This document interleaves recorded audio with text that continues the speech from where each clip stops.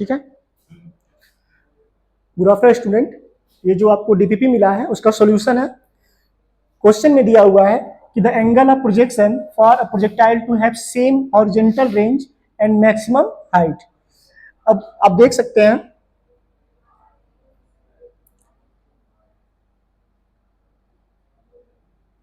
यहाँ पे बोला है कि रेंज और हाइट की वैल्यू क्या है, सेम है। हम जब रेंज के लिए फॉर्मूला लिखते हैं तो u square sine 2 theta by g, और एच के लिए लिखा जाता है तो u square sine square theta upon 2g। U square से यू स्क्वायर कैंसिल कर दीजिए, जी से जी कैंसिल कर दीजिए। साइन 2 थीटा के लिए 2 साइन थीटा कॉस थीटा, और यहाँ पर साइन स्क्वायर थीटा है, ये नीचे 2 बचा है आपका। साइन से साइन कैंसिल कर दीजिए, यहाँ पर एक साइन बचा, और यहाँ जो 2 है आप इसको ऊपर कर दीजिए तो 2 इंटू 2 4। अब साइन यहाँ बचा हुआ है तो कॉस जब नीचे आ जाएगा तो साइन थीटा अपन कॉस टेन थीटा। तो हमको जो आंसर दिया हुआ है 10 के टर्म में दिया हुआ है थीटा इनवर्स में, तो यहाँ थीटा की जो वैल्यू है हम यहाँ से लिखना चाहेंगे तो सीधे लिख सकते हैं 10 इनवर्स 4। तो कौन सा ऑप्शन करेक्ट हुआ हम लोगों का, ऑप्शन नंबर बी। देखिए किया क्या गया, बस रेंज का फॉर्मूला रखे, हाइट का फॉर्मूला रखे, दोनों को इक्वेट किए, ओपन किए फॉर्मूला, यू स्क्वायर कैंसिल कर दिए थे, साइन और उसको 10 के टर्म में ब्रेक किए, थीटा की वैल्यू कितनी आ गई 10 इनवर्स 4। क्लियर है। नेक्स्ट क्वेश्चन,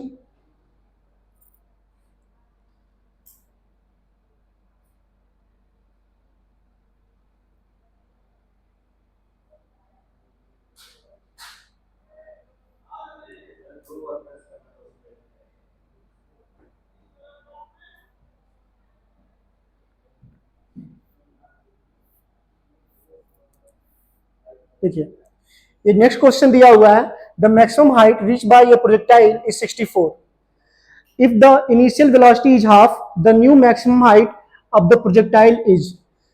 मतलब ये है कि जो हाइट दिया हुआ ऑलरेडी गिवन है 64, फिर पूछा कि अगर वेलोसिटी को हम लोग क्या कर दें, हाफ कर दें। तो सबसे पहले तो आप ये समझिए,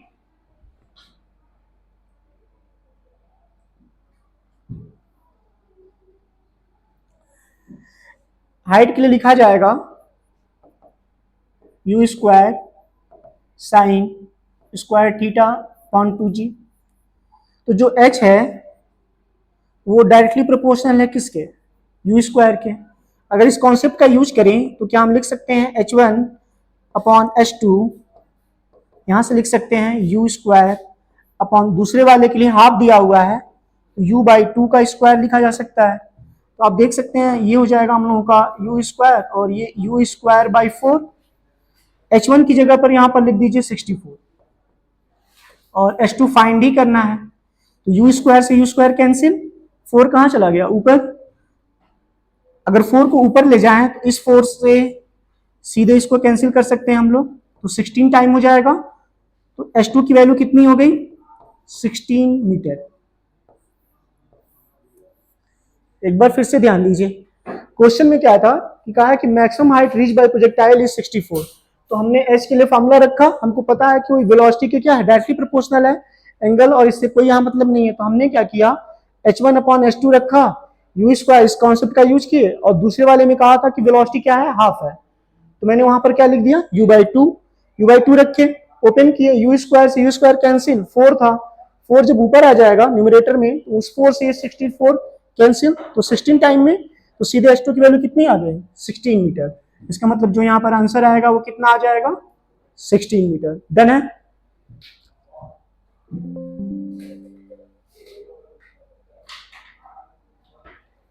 चलिए नेक्स्ट क्वेश्चन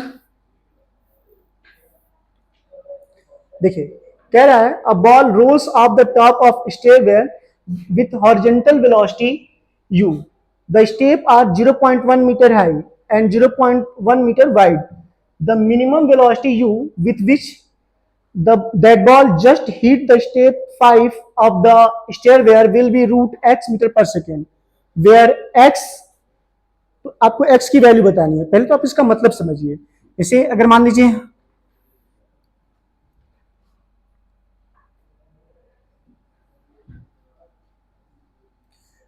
हम इस फिगर को कंसीडर करें तो उसने कहा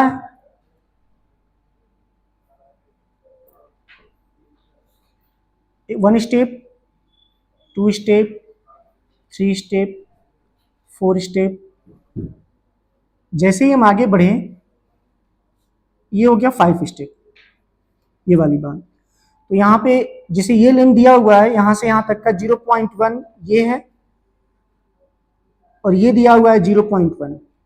देखिए यहाँ पर लिखा हुआ है the step 0.1 metre high and 0.1 metre wide. तो हम इसको कंसीडर करें, यहाँ पे 4 स्टेप के बाद 5th स्टेप पे वो ग्राउंड पे पहुंच रहा है, तो ये टोटल हाइट कितनी हो जाएगी 0.4, ये हाइट, ठीक है। और जब हॉरिजेंटल की बात करेंगे तो 1 2 3 4, तो ये भी कितना हो जाएगा 0.4 मीटर ही हो जाएगा हमारा, ठीक है। 5th स्टेप में वहां पर वो टच कर दिया था। तो हम क्या कर सकते हैं, हमको पता है कि अगर हॉरिजेंटल कंसीडर कर रहे हैं यहाँ से यहाँ तक के लिए, तो हमको पढ़ाया जाता है हॉरिजेंटल के लिए speed equal distance upon time. तो टाइम के लिए आप सीधे देखिए speed equal distance upon time लिखते हैं, तो यहाँ से टाइम लिखना चाहें तो डिस्टेंस कितना 0.4, और स्पीड यहाँ पर u कंसीडर कर लिया जाए, तो कोई दिक्कत है? अगर स्पीड इसका हम u मानते तभी तो ऐसे हमारा वो टच करता है यहाँ पर आने के बाद, तो इसकी वैल्यू क्या मान लिया जाए u। यही चीज मैंने यहाँ पर पुट कर दिया। अगर हमको t मिल गया, तो अब देखिए उसने जब पूछा तो हमको वेलोसिटी के टर्म में पूछा है, तो आप एक चीज नोटिस करिए, क्या जब ऊपर से नीचे की तरफ बात करेंगे, ऊपर से ग्राउंड मतलब इस पॉइंट से जहां से उसको थ्रो किया गया था, ऊपर से नीचे जब आएगा तो उसकी इनिशियल वेलोसिटी क्या मानते हैं हम लोग 0, क्योंकि थ्रो कैसे किए थे हॉरिजॉन्टल, और जब नीचे की तरफ करते हैं तो हॉरिजॉन्टल मतलब वर्टिकल वेलोसिटी क्या हो जाती है उसकी 0 हो जाती है। तो यहाँ की तरफ जब लिखा जाएगा तो आप ऐसे लिख सकते हैं वो 0, तो वो डाउनवर्ड है। अब इक्वेशन लिखें, हम जब पढ़ाया जाता है तो h इक्वल जब वेलोसिटी 0 हो इनिशियल टॉप पॉइंट पे, तो क्या हम सीधे लिख सकते हैं हाफ gt स्क्वायर, लिख सकते हैं कि नहीं? तो h की जगह पर कितना हो जाएगा 0.4, हाफ को हाफ रहने दें, g 10 लिख लीजिए क्योंकि उसने कंसीडर करने के लिए कहा है, और t की जगह पर क्या लिख सकते हैं यही चीज, इसका स्क्वायर कर दूं, देखिए 2 बार लिख दीजिए 0.4 अपॉन u, और यहां भी लिख दीजिए 0.4 अपॉन u आपके लिए। तो एक 0.4 से एक 0.4 यहीं पे कैंसिल हो गया सीधे सीधे, ये कितना है u square, u into you, तो u स्क्वायर उधर कर दीजिए और एक को इससे कैंसिल कर दीजिए, ठीक है। तो ये कितना हो जाएगा 0.2 हो जाएगा। तो u स्क्वायर की वैल्यू कितनी हो गई, देखिए इसमें कर दें सीधे, तो 2 हो गया, तो u रूट में 2, यहाँ पे रूट x लिखने के लिए कहा था, आप देख सकते हैं रूट x कहा था, तो u तो रूट x, इसका मतलब सीधे है कि x की वैल्यू कितनी आ गई 2, तो आंसर क्या हो गया हमारा यहाँ के लिए 2 मीटर पर सेकेंड। x की वैल्यू निकल गई, कंफर्म है?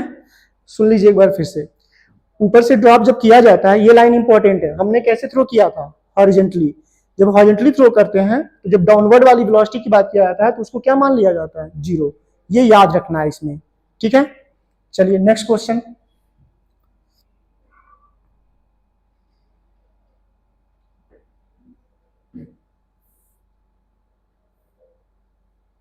देखिए कहा है a projectile fired at 30 degree to the ground is observed to be at same height at time 3 second and 5 second after projection। मतलब जब उसको थ्रो किया है तो सेम हाइट पे, एक बार 3 सेकेंड पे है और एक बार 5 सेकेंड पे है। During its flight the speed of projection of the projectile is metre per second, मतलब उसको स्पीड बताना है u क्या होगा। तो आप जनरली पहले इसको ऐसे समझिए, मान लीजिए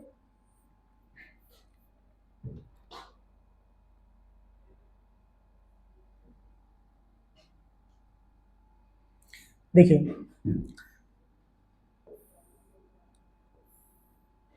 अगर हमने थ्रो किया,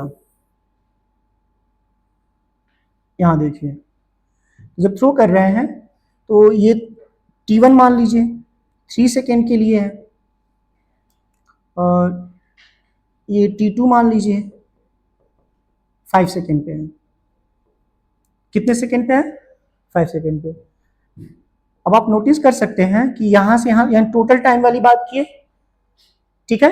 यहां से हम लोग निकाल सकते हैं क्या, एंगल वाली बात कहीं नहीं किया है, 30 डिग्री यहाँ पर दिया हुआ है, कितने डिग्री 30 डिग्री, ठीक है। जो 30 डिग्री एंगल है, तो टाइम के लिए जब फॉर्मूला पढ़ा जाता है तो t इक्वल क्या पढ़ाया था हम लोग 2u साइन थीटा बाई जी। पढ़ा गया। अब आप नोटिस करिए कि अगर ये पता है तो अगर मुझे टी की वैल्यू मिल जाए तो ये 3 सेकेंड और ये 5 सेकेंड, जो टाइम टोटल लिखा जाएगा तो T1 प्लस T2 है ना, तो ये कितना हो जाएगा हम लोगों का 3 और 5 8 सेकेंड हो गया कि नहीं, है ना। तो यहाँ पर टी की जगह पर लिख दीजिए 8, 2, यू नहीं पता है, साइन 30, नीचे आप रखना चाहें तो जी की वैल्यू 10 रख दीजिए। साइन 30 की वैल्यू कितनी, 1/2। अगर मैं 1/2 रखूं तो क्या, चलिए नेक्स्ट पे लिख ही दे रहे हैं, 2u 1/2 और नीचे हम लोगों का हो जाएगा 10, इस 2 से ये 2 कैंसिल, मल्टीप्लाई कर दीजिए सीधे इधर, तो 80, तो u की वैल्यू कितनी हो गई मेरी 80 मीटर पर सेकेंड। तो इसका आंसर कितना हो जाएगा, ठीक है, इसे समझ में आ गया। चलिए नेक्स्ट,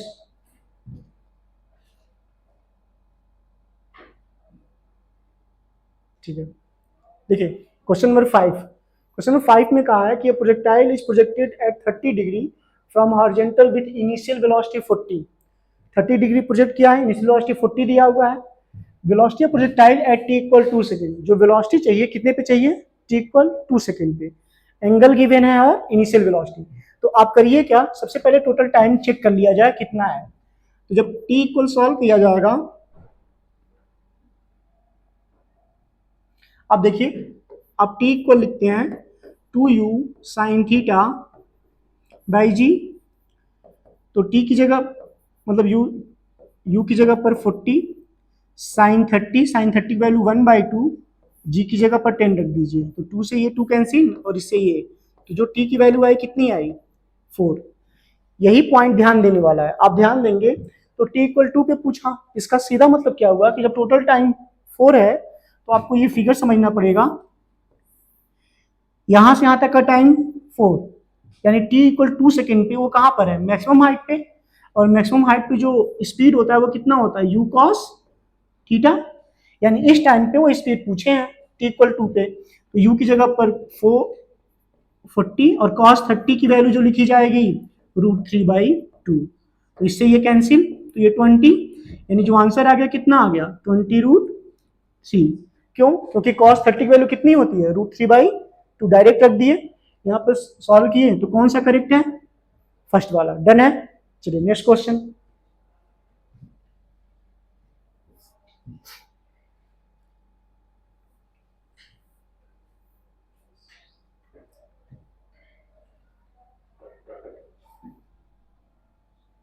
देखिए क्वेश्चन नंबर 6 बहुत अच्छा क्वेश्चन है, थोड़ा सा ध्यान दीजिएगा। कहा है कि range of projectile projected at an angle 15 degree, 15 degree पे थ्रो करने पे कितना है 50 metre, if the projectile is projected with same velocity at an angle of 45 degree, कितने डिग्री प्रोजेक्ट करने के लिए बोल रहा है 45 पे, पूछा with horizontal, then its range will be, है ना। तो एक 15 का केस है और एक 45 का, हमको वेलोसिटी सेम दिया है, तो अगर हम लिखना चाहें तो रेंज के लिए क्या लिखा जाता है, u square sine 2 theta by g. तो आपने देखा कि u और g तो कांस्टेंट की तरह बिहेव करेगा, है ना, u और g किसकी कांस्टेंट हो जाएगा, तो जो r की वैल्यू है क्या डायरेक्टली प्रोपोर्शनल साइन 2 थीटा लिख सकते हैं, क्योंकि बस एंगल का काम है। तो r1 अपॉन r2 लिखना हो तो हम क्या लिख सकते हैं, साइन 2 इंटू 15, क्योंकि पहले 15 दिया था, और इस वाले में दूसरे वाले के लिए साइन 2 इंटू 45, तो ये तो 30 हो गया, यानी साइन 30 और ये साइन 90, साइन 30 हो गया हमारा 1/2 और साइन 90 की वैल्यू 1, उससे कोई फर्क पड़ेगा नहीं, तो R1 की जगह पर 50 लिख दूं और R2 चाहिए मुझे, ये 1/2 है, इसको उठा के इधर, इसको उठा के इधर कर दीजिए, यानी R2 की वैल्यू कितनी आ गई 100 मीटर। तो कौन सा ऑप्शन करेक्ट है, सी, है ना। क्यों हम इसको डायरेक्ट सॉल्व कर दिए, क्योंकि u और g तो कांस्टेंट है ही और u सेम बोला ही है, इसलिए हम उसको डायरेक्ट सॉल्व कर सकते हैं, ठीक है। चलिए नेक्स्ट क्वेश्चन,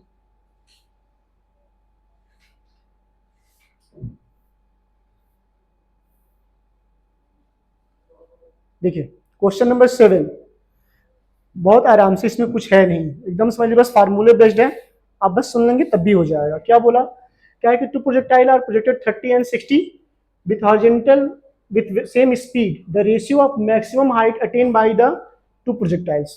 तो सीधे कुछ मत करिए, हमको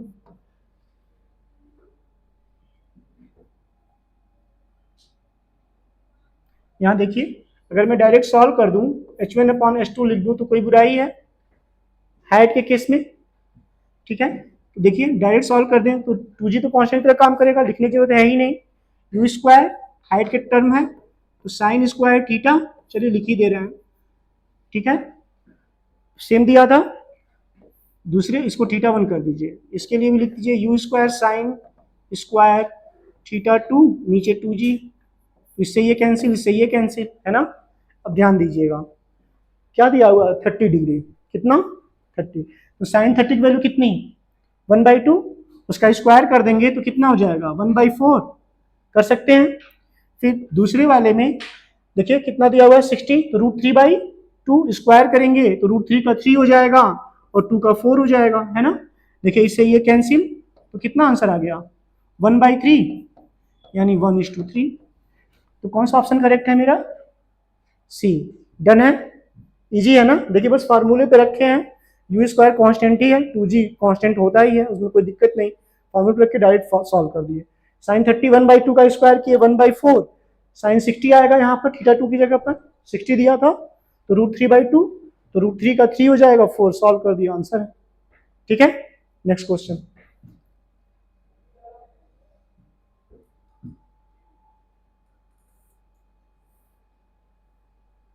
देखिए, कहा है कि two projectiles A and B are thrown with initial velocity 40 metre and 60 metre at an angle 30 and 60 with the horizontal respectively.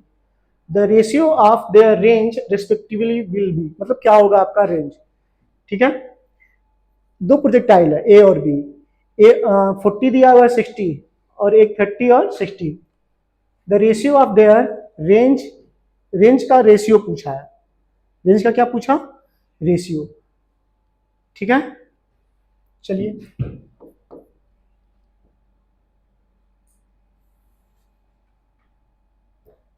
देखिए, अगर R1/R2 लिखा जाए, ये देखिए वेलोसिटी चेंज है यहाँ पर, सेम तो वेलोसिटी है नहीं, ये देखिए u1 स्क्वायर साइन 2 थीटा, ठीक है, बाकी तो कांस्टेंट हो जाएगा। दूसरे वाले में u2 स्क्वायर साइन थीटा भी अलग था, तो यहाँ पर 2 थीटा 2 लिख लीजिए। अब देखिए u1 की जगह पर कितना लिख दें, देखिए 40, 40 का स्क्वायर है तो 2 बार लिख दीजिए, ठीक है। नीचे 60 दिया हुआ है, 60 2 बार लिख दीजिए, डायरेक्ट लिख दीजिए। साइन यहाँ पर सॉल्व किए तो एक 30 है, तो साइन 30, जब 2 करेंगे तो 60 हो जाएगा, कितना हो जाएगा साइन 60। यहाँ देखिए दूसरे वाले में क्या दिया हुआ है 60 दिया है, जब वहां लिखेंगे तो साइन 120, साइन 120 जब लिखे, हमको पता है साइन 60 √3/2 और साइन 120 भी √3/2, क्यों, क्योंकि वो फर्स्ट क्वाड्रेंट, सॉरी इस वाले में तो आएगा, साइन 120 भी इसमें आएगा, ठीक है। तो इसकी वैल्यू भी कितनी होती है, लिख दे रहे हैं यहाँ पर 120, ये भी कितना होता है, देखिए 120 भी √3/2 ही है, तो इससे ये दोनों कैंसिल हो जाएंगे डायरेक्ट, इससे ये कैंसिल, इससे ये कैंसिल, सिंप्लीफाई कर लीजिए, ये 2, ये भी 2 कर लीजिए, ये 3, ये 3, यानी आपका हो जाएगा 4/9। तो ये हमारा आंसर है डी, ठीक है। समझ में आ गया, कोई दिक्कत, समझ में आया ना। इसको डायरेक्ट रख दिया सीधे, क्योंकि यू अलग था और इसके दूसरे वाले में भी अलग था, फार्मूला रखे, साइन 60 और साइन 120 सेम होता है, सेकंड क्वाड्रेंट में है, पॉजिटिव ही रहेगा, तो कैंसिल, इसका रेशियो इतना आ जाएगा, डन, ठीक है। नेक्स्ट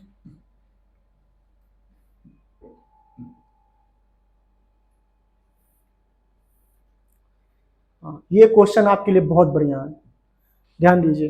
देखिए इस तरह के क्वेश्चन जब आते हैं तो थोड़ा ध्यान से समझना चाहिए, क्यों, अब ये देखिए क्वेश्चन ने कहा trajectory of projectile projected from the ground is given by y = x - x² / 20। ये हमको y का डाटा दिया। देखिए कहा है कि y इक्वल कितना, y equal x minus x square upon 20। कहा है कि where x and y measure in metre the maximum height, किसकी बात किया है वो, यानी मैक्सिमम हाइट की बात कर दी है, यानी y की वैल्यू क्या हो गई, मैक्सिमम, यानी वो एक कांस्टेंट की तरह बिहेव करेगा, किसकी तरह बिहेव करेगा, और जब किसी कांस्टेंट का डिफरेंशिएशन करते हैं तो उसकी वैल्यू क्या होती है, जीरो हो जाती है। ठीक है, तो जब इसको सॉल्व किया जाएगा तो हम लिखेंगे फॉर मैक्सिमम हाइट, ऐसे लिखिएगा जरूर एक बार। ठीक है, बाकी डायरेक्ट सॉल्व कर सकते हैं, तो आप ऐसे लिखिए फॉर मैक्सिमम हाइट। ठीक है, डी वाई, चूंकि एक्स वेरी कर रहा है तो d y upon d x की वैल्यू क्या होनी चाहिए, जीरो, यानी इसको डिफ्रेंशिएट कर दें तो वैल्यू कितनी हो जाए, जीरो के इक्वल। तो जब x है तो x का डिफ्रेंशिएशन 1 हो जाएगा।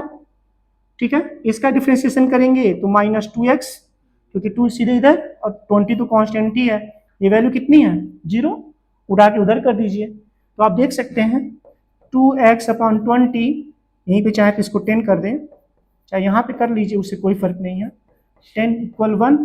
तो x की वैल्यू इधर गई तो कितनी हो गई, क्या मुझे x की वैल्यू मिल गई, x इक्वल कितना आया, 10 आया ना। जब 10 आया तो क्या यही चीज से पुट कर दिया जाए, तो जैसे यहाँ पर पुट करेंगे तो y इक्वल 10 माइनस 10 का स्क्वायर अपॉन 20, तो आप देख सकते हैं 10 ये 100 हो जाएगा, 100/20, ये 5, यानी 10 माइनस 5, तो कितना आ गया ये, यानी y की वैल्यू कितनी हो गई, 5। इजी है। इसमें ये लाइन इंपॉर्टेंट क्यों, इसीलिए मैंने इसमें मेंशन भी कर दिया, जैसे उसने बोला कि y क्या है, मैक्सिमम है, मैक्सिमम हाइट की बात किया था ना, तो जब मैक्सिमम हाइट की बात की तो y किसकी तरह बिहेव करेगा, कांस्टेंट की तरह। y किसकी तरह बिहेव करेगा, कांस्टेंट। अगर y कांस्टेंट है तो किसी भी कांस्टेंट का डिफरेंशिएशन क्या होता है, जीरो, तो dy अपॉन dx क्या हो गया, जीरो। डायरेक्ट कर दिया डिफरेंशिएशन, x का 1 ही होगा क्योंकि x के रिस्पेक्ट में किया, इसका 2x अपॉन 20, यहीं पे 10 कर दिए, चाहे यहाँ कर लीजिए, कोई फर्क नहीं पड़ेगा। तो x की वैल्यू कितनी आई, 10 पूछा था, कितना 10 करेगा, तो रख दिए 10 माइनस 10 स्क्वायर अपॉन 20, सॉल्व कर दिया, आंसर आ गया। इजी है। चलिए नेक्स्ट क्वेश्चन।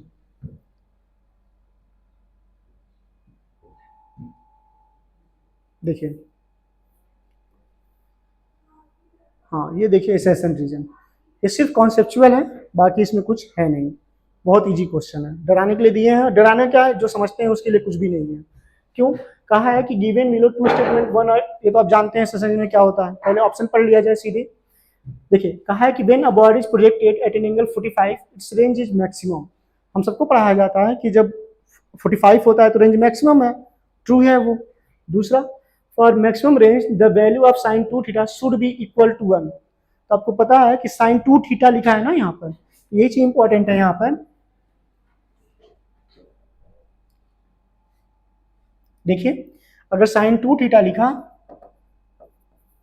1 कहा है ना, तो क्या मैं यहाँ पर 45 लिखूंगा तो साइन 90 नहीं हो जाएगा, और जैसे साइन 90 होगा वो वैल्यू 1 हो गई, इसका मतलब एसर्शन भी सही है और रीजन भी। तो कौन सा ऑप्शन करेक्ट होगा, बी। देखिए both A and R correct है ना, तो उसका करेक्ट एक्सप्लेनेशन भी है, तो कौन सा करेक्ट है इसका, बी। इजी है ना, कुछ है इसमें। चलिए नेक्स्ट।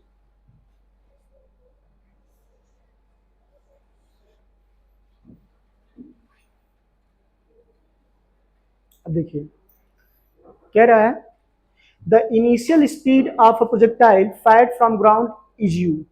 इनिशियल स्पीड कितना दिया हुआ है, u दिया हुआ है। Eight the highest point during its motion the speed of projectile is √3/2u। कहा है कि इनिशियल u था लेकिन हाईएस्ट पॉइंट पे कितना है, √3/2u है। The time of flight of the projectile, मुझे क्या u दिया ही है। ठीक है, अगर मुझे एंगल मिल जाए, क्यों, क्योंकि मुझे एंगल की जरूरत पड़ने वाली है, देखिए क्यों।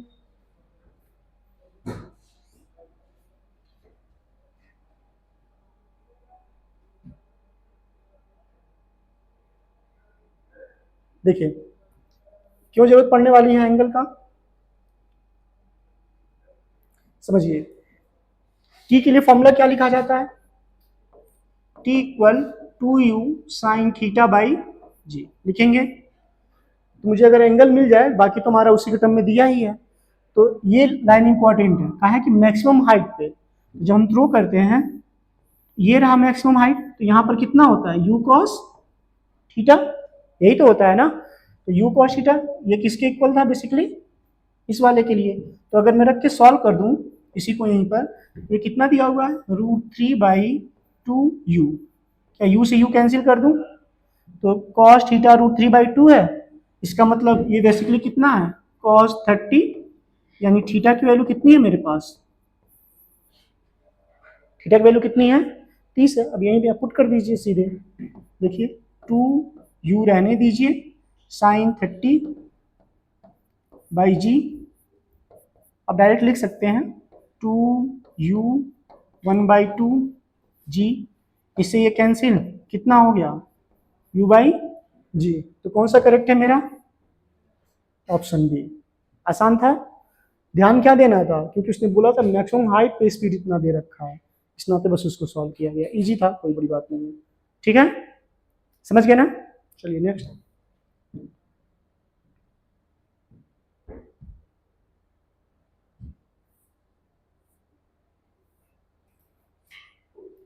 देखिए कहा है two bodies are projected from ground with same speed 40 meter per second at two different angle with respect to horizontal body. They are found to have same range. Range क्या है उसका, सेम है। ये ध्यान दीजिएगा, बहुत अच्छा क्वेश्चन है। क्यों, अभी आप समझ जाएंगे। एक रिलेशन भी आपको सीखने के लिए मिलेगा, वो यहाँ पर काम आएगा। ठीक है, कहा है कि if one of body was projected at an angle 60 with horizontal, then sum of the maximum height attain by the two projected, मतलब प्रोजेक्टाइल के लिए। ठीक है, यानी वो दोनों अलग अलग के लिए पूछ रहा है सम कितना होगा, यानी वो हाइट का सम जानना चाहते हैं। किसका सम जानना चाहते हैं, हाइट का। देखिए, यानी वो मुझसे जानना चाहते हैं h1 प्लस h2 की वैल्यू, यही जानना चाहते हैं। जब आप रेंज और उसका फॉर्मूला पढ़े होंगे हाइट के लिए, तो वहां पर आपको पढ़ाया जाता है h equal r/4 tan theta. ठीक है, किसी को डाउट है इसमें, ठीक है। अगर ये पढ़े हैं तो यहाँ पर आप डायरेक्ट उसको रख के सॉल्व कर सकते हैं। तो अगर मैं इसके लिए भी सॉल्व करूं तो देखिए r/4, रेंज तो सेम बोला है, मैं रख सकता हूं सीधे r/4 tan θ1 लिख सकता हूं क्या। दूसरे वाले के लिए भी लिखूं तो क्या मैं लिख सकता हूं r/4 tan θ2, क्योंकि एंगल डिफरेंट है लेकिन रेंज क्या है, सेम है। तो यहाँ देखिए, अगर मैं r/4 को बाहर कर दूं तो जब एक बार लिखूंगा तो tan कितना लिखना है मुझे, कितना कितना दिया हुआ है, एक 60 है।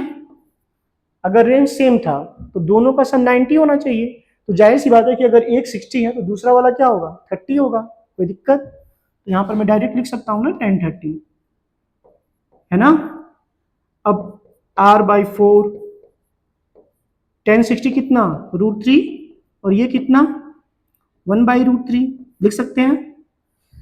r चाहिए, क्या 60 पता है मुझे, जब 60 पता है तो r के लिए आप सीधे यहाँ से भी लिख सकते हैं u² sin 2 थीटा लिखते हैं।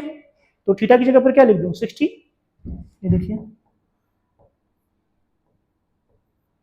है ना, नीचे जी लिख दें, है ना।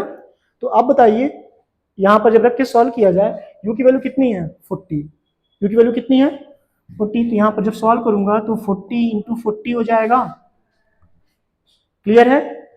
साइन 120 हो जाएगा, साइन 120 कितना, √3/2, जस्ट बताए कुछ देर पहले। यहाँ पर अगर मैं लिख दूं सीधे √3/2 और g की वैल्यू 10। ठीक है, क्या इससे 0 से 0 खत्म, इससे ये 2 हो जाएगा, यानी 40 × 2 80 हो गया। तो कितना आ गया मेरा 80√3। कोई प्रॉब्लम है क्या, मुझे r मिल गया।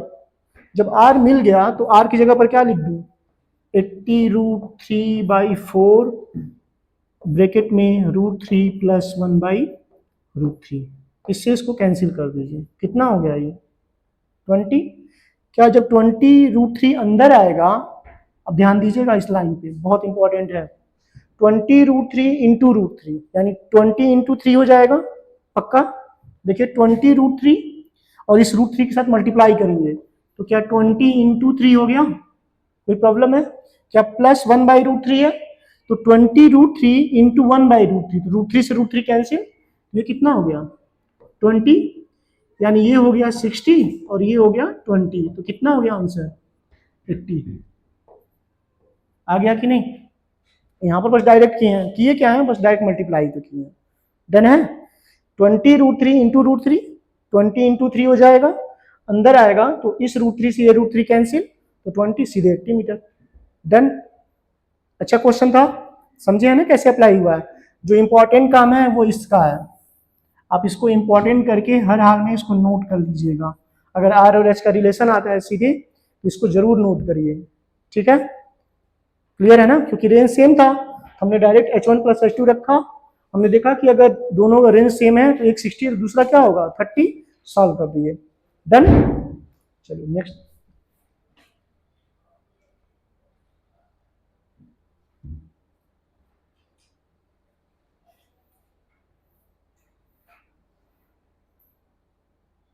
यहाँ देखिए, सुनिए, देखिए क्वेश्चन में कहा है कि stone is projected at angle 30 degree to the horizontal, the ratio of kinetic energy of the stone at point of projection to its kinetic energy at the highest point. ये तो बहुत ईजी है, सिर्फ फार्मूले का कमाल है, बाकी कुछ करने की जरूरत है ही नहीं। ये बताइए जब थ्रो किया गया था तो इनिशियल है, तो जब थ्रो करते हैं तो इनिशियल तो यू ही माना जाता है। तो अगर हम इसको ये देखिए, जब थ्रो कर रहे हैं बनाए तो यहाँ पर तो u माना जाएगा और यहाँ पर जब लिखा जाएगा तो क्या लिखा जाएगा u cos थीटा, बस इतना ही लिखेंगे। तो जब इनिशियल के लिए लिखा गया काइनेटिक एनर्जी इनिशियल और काइनेटिक एनर्जी, ठीक है, आप सीधे यहाँ पर लिख सकते हैं 1/2 mu²। अब डायरेक्ट लिख दूँ वहाँ पर, कोई दिक्कत? तो 1/2 m, उसका स्क्वायर करेंगे तो u² cos² थीटा लिखा जाएगा। डायरेक्ट में कोई प्रॉब्लम होनी नहीं चाहिए। ये पूरी वैल्यू क्या हो गई हमारी, खत्म, ठीक है। 1/cos² थीटा, एंगल कितना था √30 डिग्री दिया है, तो cos 30 की वैल्यू कितनी होती है √3/2, स्क्वायर कर देंगे। देखिए तो 1/cos² थीटा यानी 1/√3/2 का स्क्वायर, ये कहाँ चला जाएगा ऊपर और 3 नीचे, तो 4:3 आ जाएगा कि नहीं, ठीक है। तो मेरा आंसर क्या हो गया 4/3, या फिर आप ऐसे लिख सकते हैं 4:3। डन है। सिर्फ फॉर्मूले का ही तो कमाल था, लिखना है बस। चलिए नेक्स्ट।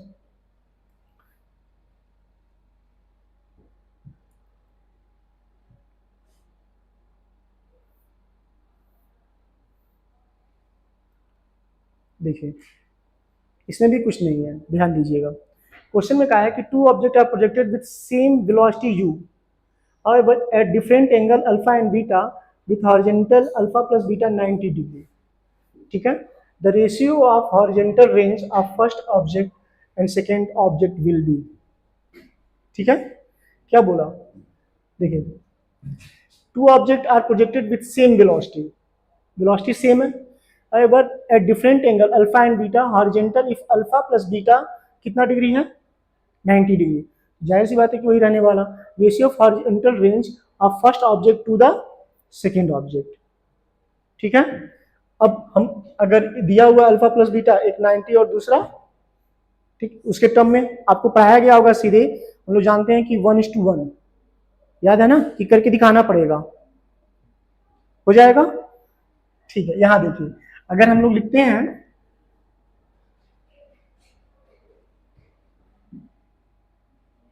सुनिए 1:1 क्यों,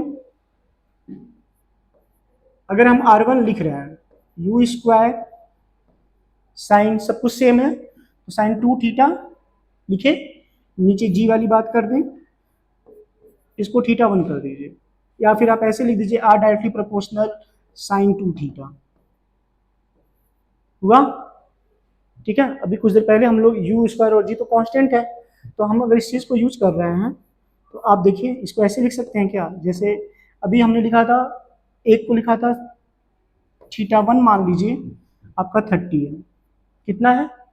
30 रख लें पहले वाले के लिए। तो जब 2 इंटू यहाँ लिखा जाएगा 30, 60 हो जाएगा। ठीक है, चाहे सॉल्व भी कर लें। देखिए R1 R2, तो साइन दूसरे वाले के लिए मैं क्या लिख दूं? 60। क्यों? क्योंकि अगर मैं इसको अल्फा मानना हूं तो इसको बीटा मानूंगा कि नहीं मानूंगा, है ना? तो ये 30 और 60 90, अल्फा प्लस बीटा 90। ठीक है, तो यहाँ पर जब ध्यान से देखेंगे तो ये हो जाएगा हमारा साइन 60 और ये हो जाएगा साइन 120।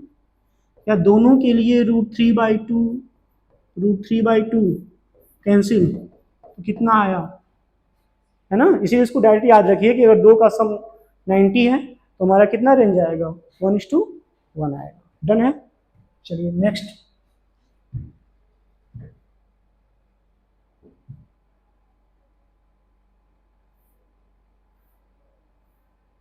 ये क्वेश्चन बहुत अच्छा है, इसमें आपको कुछ सीखने के लिए मिलेगा।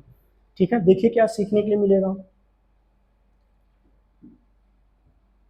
देखिए क्वेश्चन में क्या है, सीखने के लिए क्या मिलेगा, यहां ध्यान दीजिए। कहा है कि maximum vertical height which a man can throw a ball is 136 metre. कह रहा है कि जो मैक्सिमम हाइट कोई थ्रो कर रहा है वो कितना है? 136 मीटर है। यानी 136 मीटर जाने के बाद वेलोसिटी क्या हो गई उसकी? 0, है ना? The maximum horizontal distance up to which he can throw the same ball. तो उसको हॉरिजॉन्टली अगर वो थ्रो करे तो कितना जाएगा, है ना? सबसे पहले क्या है, यहां देखिए।